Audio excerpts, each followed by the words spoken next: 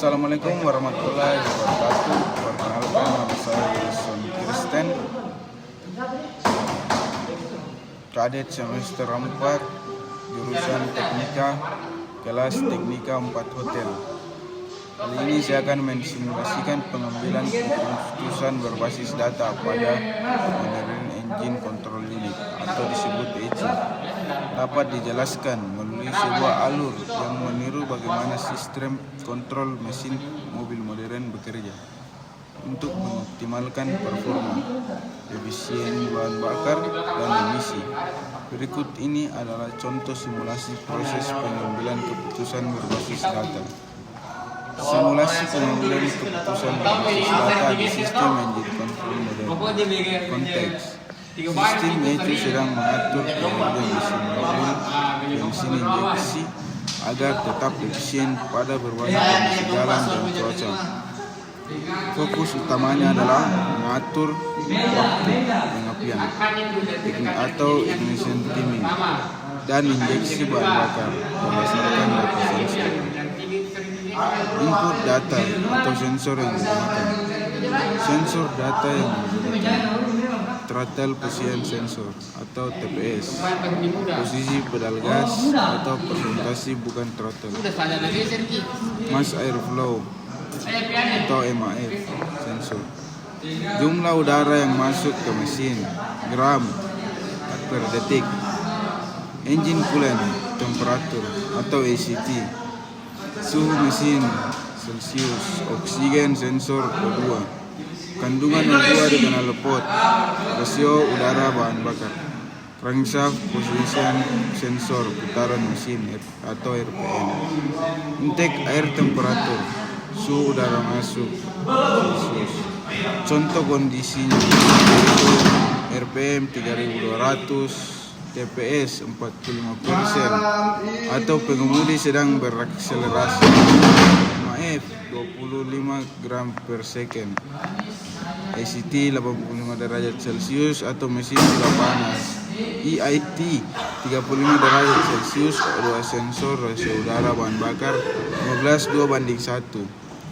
Langkah pengambilan keputusan oleh ECU: membaca data sensor. Yang pertama itu membaca data sensor.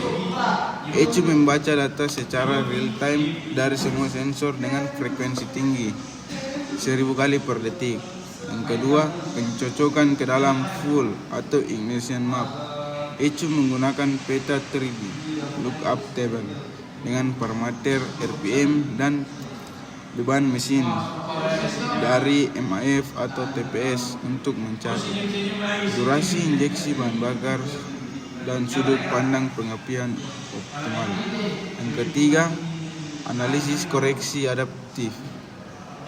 Karena O2 sensor menunjukkan campuran sedikit lin, terlalu banyak udara, ECU menyesuaikan. Yang pertama, menambahkan sedikit bahan bakar, correction factor plus 3%. Yang kedua, menyesuaikan sudut pengapian lebih maju 2 derajat agar pembakaran lebih efisien di RPM tersebut.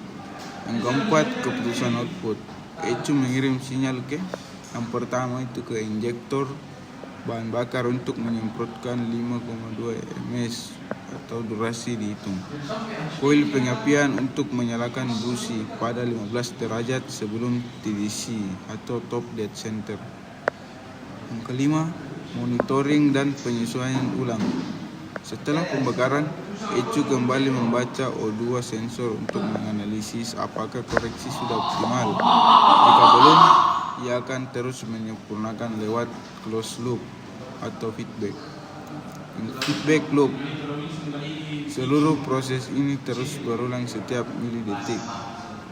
ECU terus menyesuaikan strategi berdasarkan kondisi lingkungan dan respons terhadap pembakaran sehingga pengambilan keputusan menjadi adaptif dan responsif terhadap perubahan nyata. Teknologi pendukung, closed loop control system menggunakan O2 sensor sebagai umpan balik. Machine learning atau di ECU modern high-end mengadaptasikan peta injeksi Pengapian berdasarkan kebiasaan pengemudi, misalnya pada mobil hybrid atau performance. Onboard Diagnostic atau OBD2 mendeteksi anomali dan menyesuaikan mode operasi, misalnya masuk limp mode jika ada kerusakan sensor. Kesimpulannya, sistem engine control modern membuat keputusan berdasarkan data real time dan berbagai sensor menggunakan model matematika dan peta injeksi yang telah diprogram dan menyesuaikan outputnya secara adaptif untuk menjaga efisiensi performa dan emisi. Ini adalah contoh klasik dari pengambilan keputusan berbasis data dalam sistem kontrol tertanam. Jika kamu ingin saya bisa membantu buat diagram alurnya atau mengubah simulasi ini ke dalam bentuk skrip. Sekian dari saya.